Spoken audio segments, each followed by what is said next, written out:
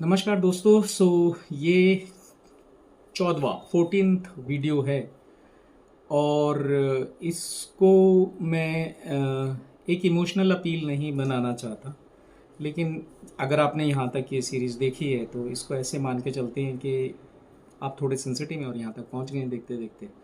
और जिनको ये विषय ठीक लगा कि इस सीक्वेंस में इसको हमने समझने की कोशिश की, तो जो भी युवा और बूढ़े भी हो, कोई भी इंसान, टीनेज भी अगर वो देख रहा है इस वीडियो, तो एक चीज़ हमें याद रखने की ज़रूरत है। ये नियम है इस दुनिया का।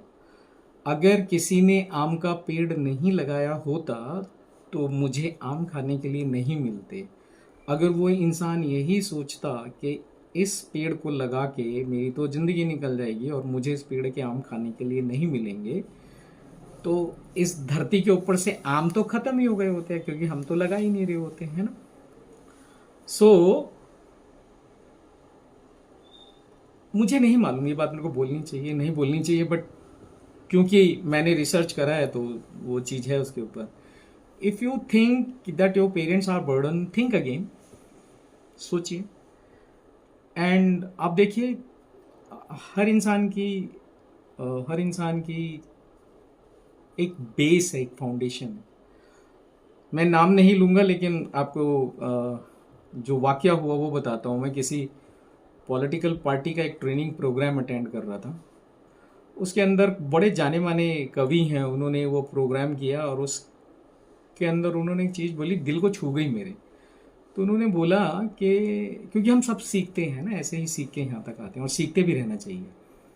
उन्होंने एक चीज़ बोली, जो फाउंडेशंस की जो ईंटें होती हैं वो अंधकार में होती हैं।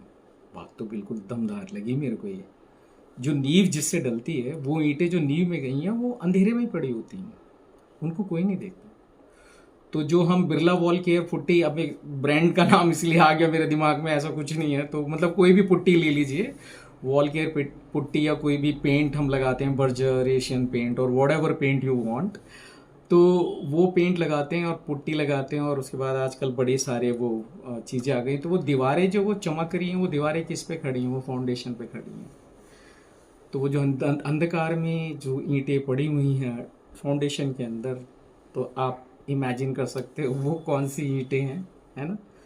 आप ध्यान नहीं रख सकते, कोई बात नहीं, लेकिन उन ईंटों को वहीं पड़े रहने दीजिए। और अगर आप ध्यान रख सकते हैं तो उससे बेहतर कोई बात ही नहीं हो सकती।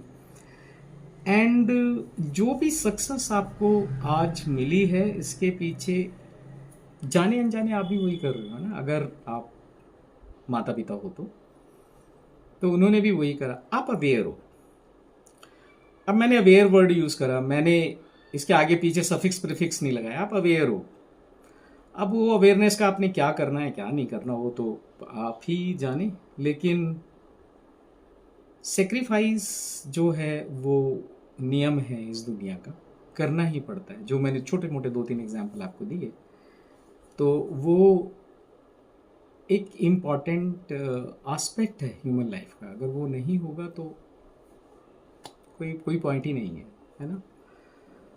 और जो भी एजुकेशन आपको मिली है, जहाँ भी आप लाइफ में खड़े हो, जो भी हो, सोच के देखिए, जिस दिन आप पहले दिन पैदा हुए तो पैदा होते ही तो यहाँ तक नहीं पहुँच गए, तो किसी ने कुछ तो सेक्रीफाइस किया होगा ना। और वो किसी वो कोई नहीं, आपके मम्मी पापा हैं, बहुत बुरे हो सकते हैं, हम आते हैं आगे चल के, वो टॉक्सिटी वगैरह पे भी आते हैं। और थोड़ा सा एक हार्ट हिटिंग फैक्ट भी ज़रूरी हो जाता है जब हम यहाँ तक आ जाते हैं।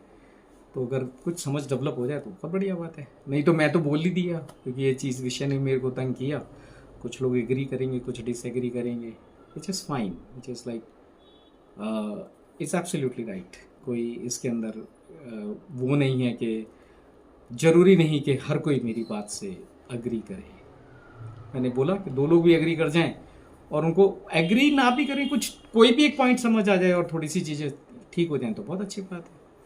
पर इस विषय को स्ट्रक्चर में लेके आना जरूरी था। तो इसको मैं यहीं पे रोकता हूँ कि yes, think about it that someone has sacrifice something for you and that someone is not anyone else, they are your parents, mother and father.